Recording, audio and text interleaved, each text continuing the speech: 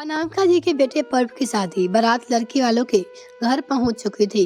अनोखी, बहुत ही सुंदर लग रही थी और दुल्हन के रूप में जयमाला हो रहा था। स्टेज पे लड़की वालों की भीड़ लगी हुई थी।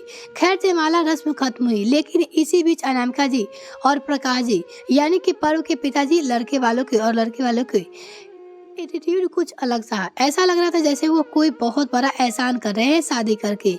काफी दबदबा बनाकर रख रहे थे। ऊपर से अनामिका जी कुछ समझ नहीं आ रहा था कि पर्व सरकारी नौकरी में अच्छे पोस्ट पे था।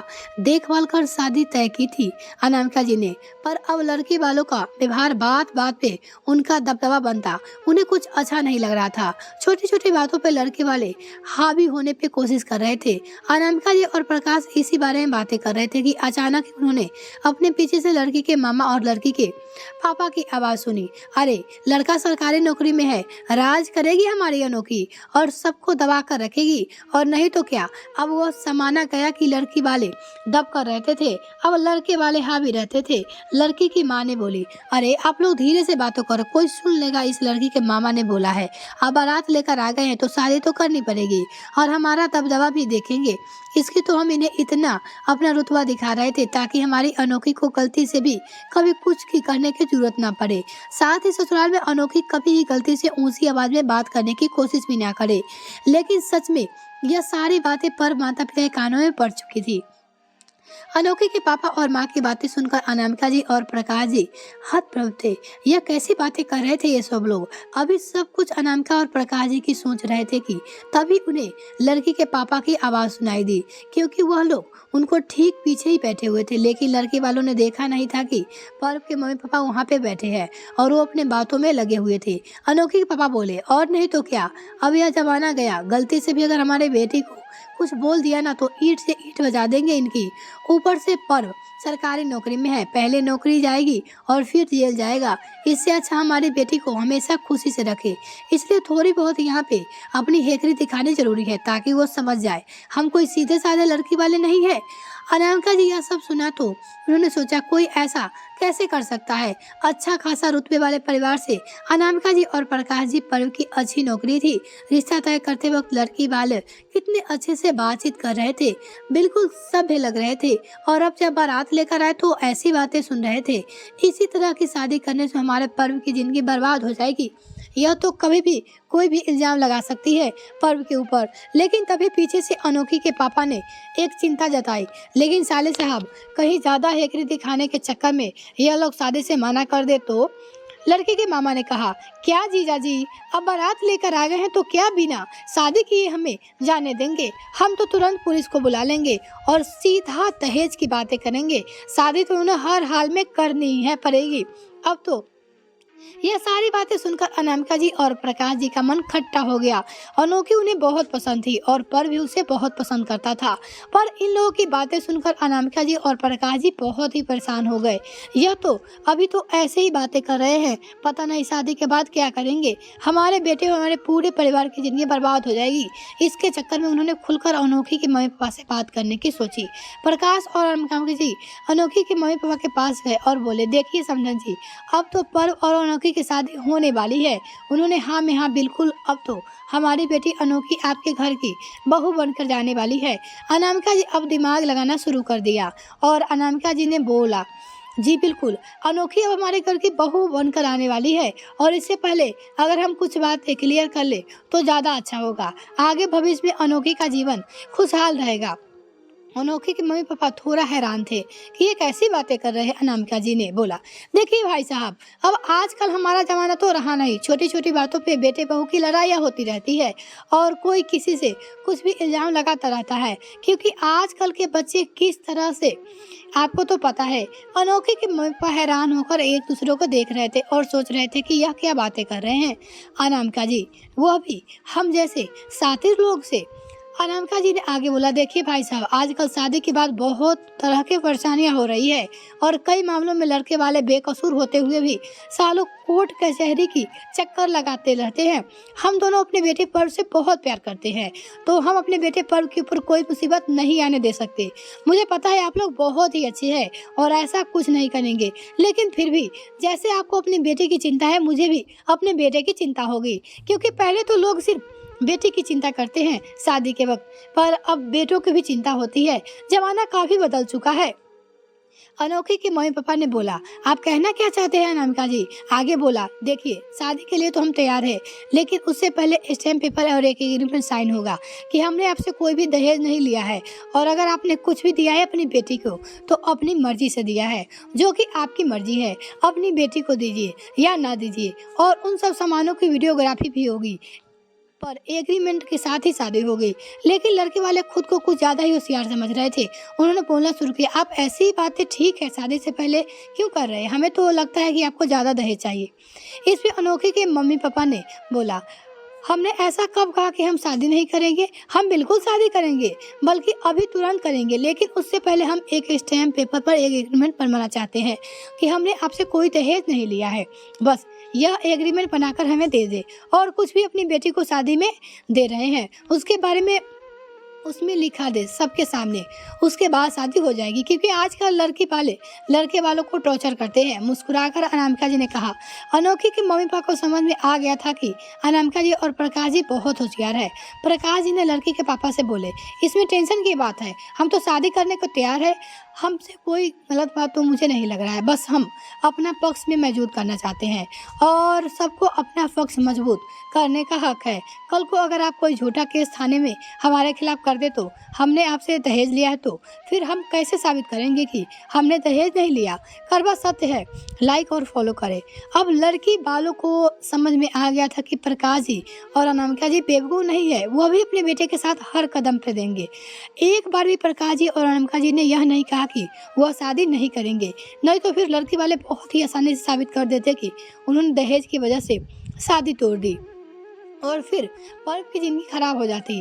अब लड़की वालों के पास कोई चारा नहीं बचा। अनामिका जी ने बोला, प्रकाश जी आप स्टैम्प पेपर तैयार करवाइए, और लड़की के पिता से बोले, आप चाहे अपनी तरफ से कोई एग्रीमेंट बनवा लीजिए, सबकी सहमति से उस पर साइन होंगे। अब लड़की वाले के पास कोई चारा तो नहीं था, इसलिए जैसे ही प्रकाश जी और अनामिका जी बोल रहे थे वैसे उन्हें करना पड़ा। जब तक स्टैम्प पेपर तैयार हो रहे थे, अनामिका जी अपने छोटे बेटे वैभव को बुलाया और उसने कान में धीरे से कुछ कहा और वैभव बोला, ठीक है मम्मी, वहां से चला गया। दोनों पक्ष उसे साइन हो गए। फिर पर्व और अनोखी की शादी हो गई। अनोखी विवाह करके पर्व के घर आ गई। सब कुछ अच्छे से चल रहा था, क्योंकि अनोखी समझ चुकी थी कि अब इतना आसान नहीं है सबको दबा कर रखना, पर फिर भी उसके मम्मी पापा ने बहुत कुछ सिखाकर भेजा था। अनोखी के ससुराल में सब कुछ बहुत अच्छा था, पर फिर भी अनोखी को पता नहीं क्यों ऐसा लगता था कि मम्मी पापा चुपचाप अपने कमरे में पड़े हैं और वो सारा काम कुछ अपने हाथों में है, पर ऐसा तो होने वाला था नहीं। एक दो बार अनोखी ने इस बात के अपने सास ससुर से भी की थी कि अब आप बूढ़े हो गए हैं, अपने पूजा पाठ ध्यान दे और घर की जिम्मेदारी अनोखी को दे दे। इस पे अनामिका जी ने कहा था, अभी हमने अपने छोटे बेटे वैभव की शादी नहीं की है, हम कैसे अपना सब कुछ तुम्हें और पर्व को दे दे? ज्यादा होशियार मत दिखाओ, इस घर में सब कुछ अच्छा से चल रहा है, तुम्हें किसी बात का कोई कमी नहीं है, फिर यह सब फालतू की बातें क्यों करती हो? अच्छे से अपना जीवन एंजॉय करो। इतना अच्छा पति मिला है तुम्हें, इतना अच्छा परिवार मिला है कि अपने माँ बाप की बातों में आकर अपना घर बिगाड़ रही हो। अनोखी चुप हो जाती है, लेकिन अनोखी के मम्मी पापा तो चाहते थे कि उनकी बेटी उस घर की इकलौती मालकिन बनकर रहे और सिर्फ बेटी और दामाद रहे, बाकी घर वाले उन्हें कोई मतलब नहीं था। अनामिका प्रकाश जी को लग रहा था कि उनके और पर्व के प्यार से अनोखी धीरे धीरे उनके घर में रंग जाएगी और अपने परिवार को सुरापी रूप से चलाने लगेगी। लेकिन फोन पे लगातार उल्टी सीधी नसीहत मिलने पे उसका भी दिमाग फिर रहता था। वो अपना सभी गलती नहीं सोच पाती थी। एक दिन किसी बात पे अनामिका जी ने अनोखी को समझाया कि पति पत्नी की हर बातें माँ बाप को नहीं बताई जाती, कुछ प्राइवेसी रखी जाती है, क्योंकि अनामिका जी गैर करती थी कि अनोखी फोन पे अपनी और पर्व की सारी बातें अपने घर वालों को शेयर करती थी, जो कि सही नहीं था। कुछ बातें सिर्फ पति पत्नी की सीमित रहनी चाहिए, ना कि माँ बाप या सास ससुर तक पहुंचनी चाहिए। लेकिन पर्व और अनोखी के बीच होने वाली छोटी मोटी तू मैं भी अनोखी अपनी मम्मी पापा से शेयर करती थी। जब अनामिका जी ने इस मुद्दे को लेकर समझाया तो उसने पलटकर अनामिका जी को बहुत ही बुरी तरह से जवाब दे दिया, जो कि पर्व को बिल्कुल भी बर्दाश्त नहीं हुआ और उसने अनोखी को अच्छा खासा सुना दिया। अब अनोखी से बर्दाश्त नहीं हुआ कि अपनी माँ के लिए पर्व ने उसे ऊंची आवाज में बातें की। बात कोई बहुत बड़ी नहीं थी, पर फिर भी अनोखी उसे बहुत बड़ा बना दिया और उल्टी सीधी बातें पर्व को बोलने लगी। पर्व ने ही पलटकर कुछ जवाब नहीं दिया। अनामिका जी दोनों को शांत करा रही थी, पर अनोखी बिल्कुल शांत नहीं होना चाहती थी, बल्कि वह तो कोई मुद्दा खोज रही थी इतने दिनों तक, ताकि वह कोई बवाल घर में मचा सके। उसने बोला, अभी मेरी नई नई शादी हुई है, मैं आप लोगों को छोड़ूंगी नहीं, आप लोगों के ऊपर घरेलू हिंसा का इल्जाम लगाऊंगी। और पता नहीं क्या क्या बोलकर वो लड़ने लगी। वो ये सोचने लगी कि एक बार लोगों को पुलिस थाने का चक्कर लगाऊंगी तो खुद सब मुझसे दब कर रहेंगे। और उसने झूठ मत पुलिस थाने में फोन कर दिया और बोला, मेरे ससुराल वालों ने मुझे पे हाथ उठाया है, मेरे पति और सास ससुर ने मेरे साथ घरेलू हिंसा की है, अभी 2 महीने पहले ही मेरी शादी हुई है। थोड़ी देर में पुलिस अनामिका जी के घर आई। अनामिका जी और प्रकाश जी यह सब को देखकर हैरान थे कि अनोखी इतना झूठ कैसे बोल सकती है, जबकि पर्व उसे कितना प्यार करता है, वो ऐसी हरकत कर रहा है।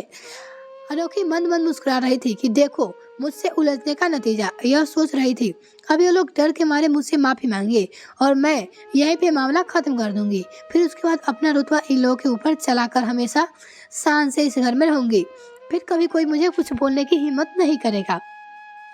पुलिस वालों को अनामिका जी, प्रकाश जी और पर्व की बात थी और बोला, इस घर की बहू घरेलू हिंसा का आरोप लगाया है, करवा सत्य है तो लाइक और फॉलो करे, आप लोगों को थाना चलना पड़ेगा।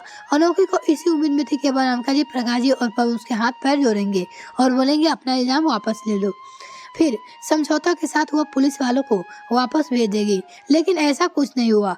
अनामिका जी ने पुलिस वालों से बोला, बिल्कुल सर, हमारी बहू ने आपको फोन किया है और आप आ गए, आपने अपनी ड्यूटी बिल्कुल सही निभाई है, लेकिन हम भी तो अपना पक्ष रखेंगे ना। पुलिस वालों ने बोला, बिल्कुल रखेंगे, लेकिन पहले आप लोगों को थाने चलिए। अनोखी के सास ने बोला, सर थाने चलने से पहले आप यह देखिए। और उन्होंने वैभव को इशारा किया। वैभव ने टीवी स्क्रीन पे कुछ वीडियो फुटेज चला दी, जिसमें अनोखी अपने सास ससुर पति से लड़ाई करती हुई दिख रही थी और सीधी सीधी उनको धमकी दे रही थी कि उन्हें घरेलू हिंसा के केस में फंसा देगी, जो बातें अनोखी ने कुछ देर पहले अपनी सास ससुर और पर्व से कही थी। उन जबानी आवाज साथ वीडियो रिकॉर्डिंग पुलिस थाने में सामने थी। अब पुलिस वालों को कोई सबूत नहीं चाहिए थे, उन्हें सब सारी सच्चाई दिख रही थी। उन्होंने अनोखी को अच्छी खासी डांट लगाई और बोला, अगर आइंदा ऐसी गलत इल्जाम लगाकर अपने ससुराल वालों को फंसाने की कोशिश की तो तुम्हें जेल के अंदर बंद कर दूंगा। इस बार तुम्हें छोड़ रहा हूँ, बहुत बड़ी गलती की है तुमने, शर्म नहीं आई अपने सास ससुर और पति के बारे में झूठी शिकायत करवाने में। अनोखी हैरान थी, यह सब कैसे हुआ। पुलिस जा चुकी थी। अनामिका जी ने अनोखी से बोला, उस दिन जब हम बारात लेकर गए थे तभी तुम्हारे घर वालों का एटीट्यूड और तुम्हारा एटीट्यूड देखकर हम समझ गए थे कि तुम लोग कभी भी कुछ भी कर सकते हो, इसलिए पेपर पर एग्रीमेंट बनवाने के साथ साथ मैंने वैभव को उसी वक्त बोल दिया कि जब तक यह एग्रीमेंट तैयार है तुम घर चले जाओ और घर के हर कोने में हाई क्वालिटी का सीसीटीवी कैमरा जिसमें आवाज भी रिकॉर्डिंग होती है लगवा दो, कभी भी जरूरत पड़ सकती है, क्योंकि तुम्हारी भाभी और उसके मायके वाले कुछ ज्यादा ही शातिर है। और देखो आज उसकी जरूरत पड़ भी गई। अनोखी को घर में कैमरा लगे होने की बिल्कुल भी पता नहीं थी और वो हैरान थी कि उसकी सासू माँ अनामिका जी इतनी दूरदर्शी महिला है और इतनी होशियार। अनामिका जी ने अनोखी से बोला, देखो अनोखी, अब तुम्हारी शादी हो चुकी है तो कोशिश करो कि इस शादी को निभाने को, मैं तुम्हें एक मौका और देती हूँ। अनामिका जी और प्रकाश जी ने बोला, देख बहू, हमें पता है कि तुम बुरी नहीं हो, तुम अपने माँ बाप के बहकावे में आकर बुरी हो रही हो। पता नहीं तुम्हारे बाप को यह गलतफहमी क्यों है कि हम तुम्हें परेशान करेंगे। क्या हमने तुम्हें कभी कोई परेशानी दी है? देखो अपने व्यवहार में सुधार लाओ और अब तुम्हारा परिवार यह ससुराल है, इसे संभाल कर चलो, किसी बात की कोई कमी नहीं है। तुम्हारे एक अच्छा परिवार बनाकर खुशी से रहो और अगर नहीं रह सकती फिर इसमें नुकसान तुम्हारा है, क्योंकि तुम कुछ भी करके हमें गलत नहीं साबित कर सकती। हमने तुम लोगों का रवैया देखते हुए पहले से ही अपनी सुरक्षा के सारे इंतजाम कर रखे हैं। आखिरी मौका देते हैं, सुधर सकती हो तो सुधर जाओ, अगर अगली बार ऐसी कोई गलती हुई तो सुधरने का कोई मौका नहीं मिलेगा, फिर अपने मायके जाकर अपनी गलतियां का खामियाजा भुगतना। फिर देखते हैं तुम्हारे बाप कितना साथ देते हैं, क्योंकि तुम्हें शायद अभी तक नहीं नई नई शादी हुई है तुम्हारी पे। शादी के बाद ना बेटियां का असल उनका घर होता है, ससुराल होता है। एक शादीशुदा बेटी को कोई मायके वाला ज्यादा वक्त तक अपने मायके में नहीं रख सकता। इसलिए अभी भी वक्त है, अपना घर बसा लो और ससुराल को अपना लो। अनोखी को समझ में आ चुका था कि उसकी चालाकियां अब इस घर में नहीं चलने वाली है, और क्या करे, वो इतनी चालाकियां, पर इतना प्यार करता है उसे, सास ससुर इतना प्यार करते हैं उसे, वो तो खुद गलत है। पता नहीं कि उसके माँ बाप को क्या लगता है कि हर ससुराल वाले खराब होते हैं। अनोखी के समझ में आ गया था कि अगर वह चाहे तो अपनी जिंदगी अभी भी संवार सकती है। उसने अपने सास ससुर और पर से माफी मांगी और बोली आगे से वो एक अच्छी बहू बनकर दिखाएगी। साथ ही साथ अपने भाई के फोन करके बोल दिया, मम्मी पापा अब आप मेरी जिंदगी में ज्यादा दखल मत दीजिएगा, मेरा परिवार बहुत अच्छा है और मैं उसे अच्छे से चला लूंगी। आप अपना घर संभालिए, मैं अपना घर संभालूंगी, मैं बहुत खुश हूँ अपने ससुराल में, कहकर अनोखी ने फोन रख दिया। यह कहानी आपको कैसी लगी दोस्तों, प्लीज कमेंट में लिखकर अवश्य ही बताइएगा। अगर आपको यह कहानी पसंद है तो प्लीज वीडियो को लाइक, चैनल को सब्सक्राइब जरूर करें। बहुत बहुत धन्यवाद।